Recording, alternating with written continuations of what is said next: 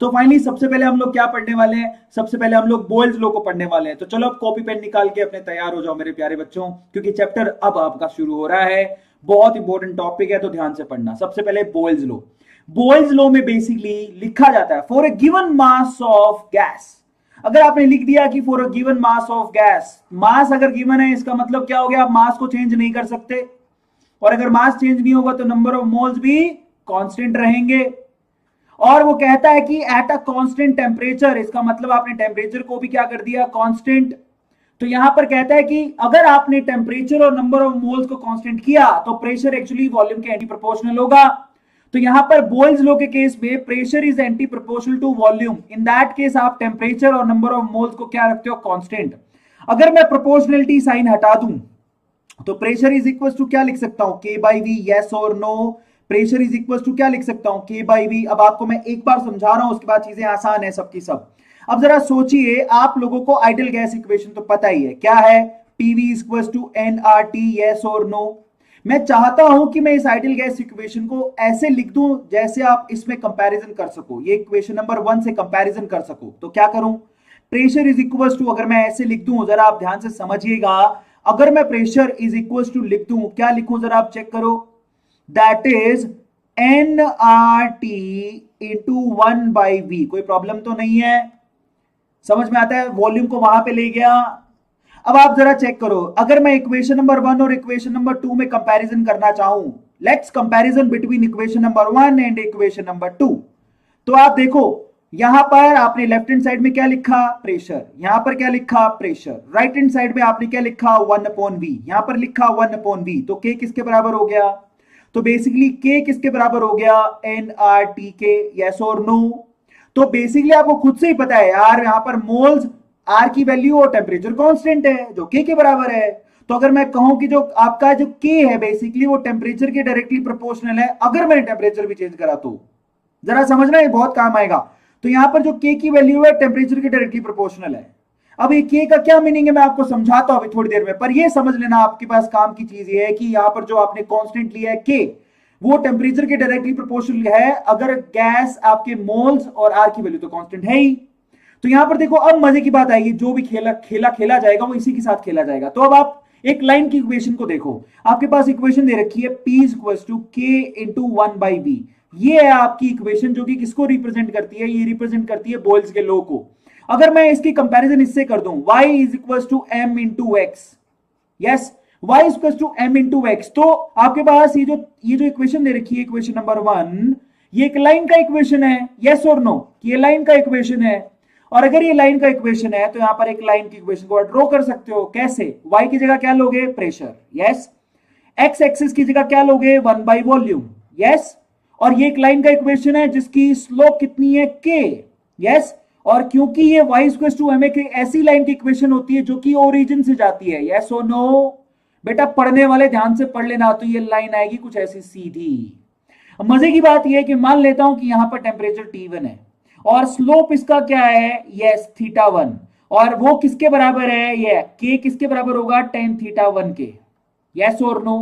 मैं आपको दोबारा समझा देता हूं, ध्यान से समझ लेना, जिसको समझ में नहीं आई अभी तक सबको क्लियर है क्या, ध्यान से पढ़ लो। तो बेसिकली दोबारा समझाता हूं, यहां पर बोयल्स लॉ ये कहता है कि जो प्रेशर है वो डायरेक्टली प्रोपोर्शनल है 1 बाई वी के, या फिर एंटी प्रोपोर्शनल है वी के। मैं इसको यू भी लिख सकता हूं, P equal to K into 1 by V, proportionality sign हटा दो तो यहां पर के किसके बराबर होगा, एन आर टी के, आइडियल गैस इक्वेशन के हिसाब से।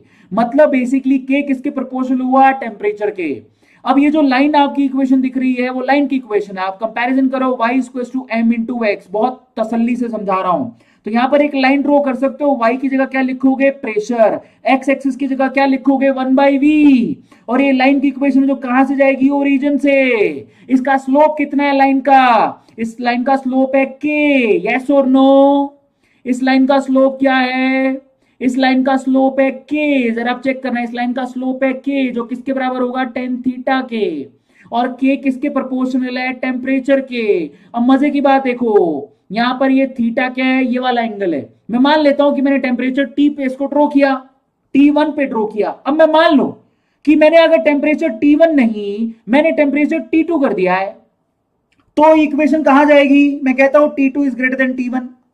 मैंने कहा कि मैंने टेम्परेचर बढ़ा दिया, मैंने अब टेम्परेचर कितना कर दिया है T2, तो ऑब्वियसली जब आपने टेम्परेचर चेंज किया है तो ऑब्वियसली इसका के की वैल्यू चेंज हो जाएगी, तो वहां पर नया के क्या बनेगा, T2 टेम्परेचर है तो नया स्लोप क्या होगा K2, पुराने T1 के लिए स्लोप कितना था K1, तो अब आपका स्लोप अगर आपने टेम्परेचर बढ़ाया तो के की वैल्यू बढ़ेगी, मतलब इसका स्लोप बढ़ेगा, तो अब ये लाइन कहां जाएगी, बढ़े हुए स्लोप की तरफ, तो जरा देखो ये ऐसी होगी, जरा आप चेक करना, ये ऐसी, ये बेसिकली T2 टेम्परेचर पर मैंने ड्रॉ किया है, तो मतलब समझो यहां पे अगर मैंने टेम्परेचर बढ़ाया, अगर कोई आपको ग्राफ दे दे जरा समझो, अगर मैंने टेम्परेचर बढ़ाया तो के की वैल्यू बढ़ेगी, मतलब स्लोप बढ़ेगा।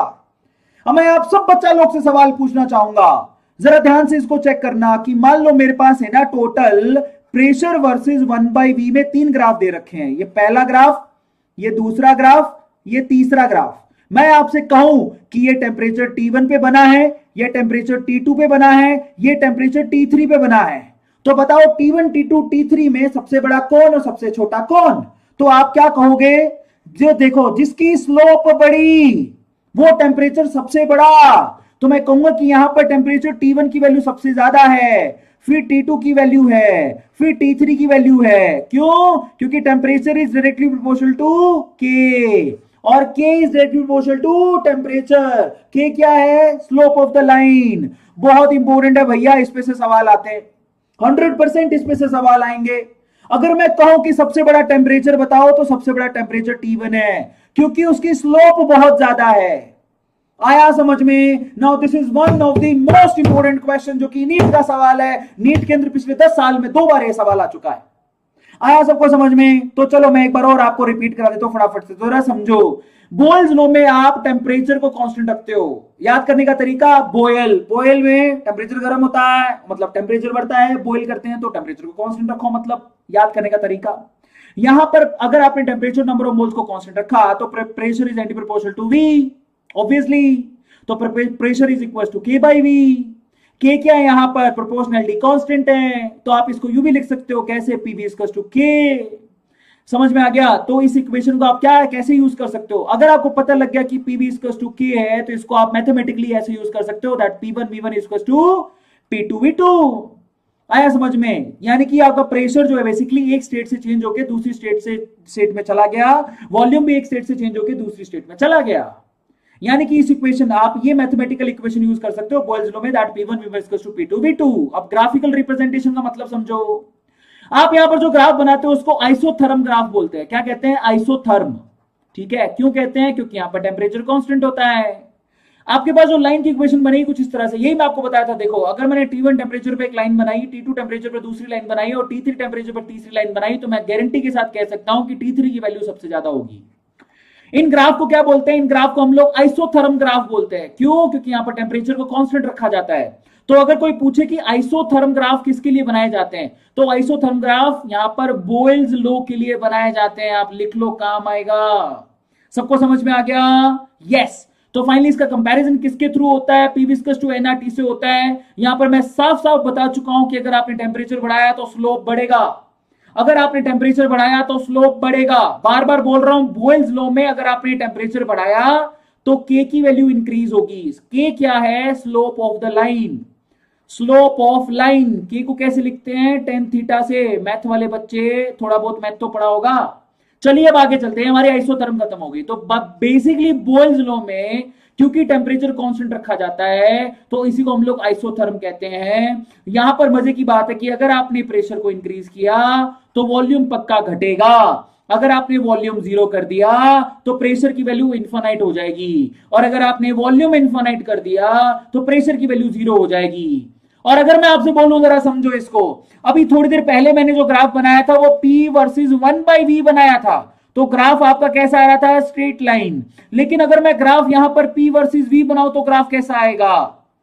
P वर्सेस V ग्राफ, अगर आपने प्रेशर बढ़ाया तो वॉल्यूम की वैल्यू घटेगी, तो ग्राफिकल रिप्रेजेंटेशन कैसा होगा? रेक्टेंगल हाइपरबोला, ऐसा ग्राफ आएगा। यस, रेक्टेंगल हाइपरबोला ग्राफ आएगा। मैं आपको दिखा देता हूं, this is called rectangle hyperbola. आप प्लीज इसको नोट डाउन कर लो कि अगर आपने यहां पर प्रेशर वर्सेस वॉल्यूम ग्राफ बनाया तो वो रेक्टेंगल हाइपरबोला ग्राफ आएगा। ये सवाल बहुत बार पूछा जाता है, दोनों में कंपेयर कर देता हूं। यहां पर मैंने जो पहले ग्राफ बनाया था वो P वर्सेस 1/V बनाया था, तो वो आ रही थी स्ट्रेट लाइन। अभी आप ग्राफ बना रहे हो P वर्सेस V, तो वो आएगा rectangle hyperbola. Are you getting my point? ये मतलब निकलता है इसका। तो बोल्स लॉ हमारा खत्म हो गया।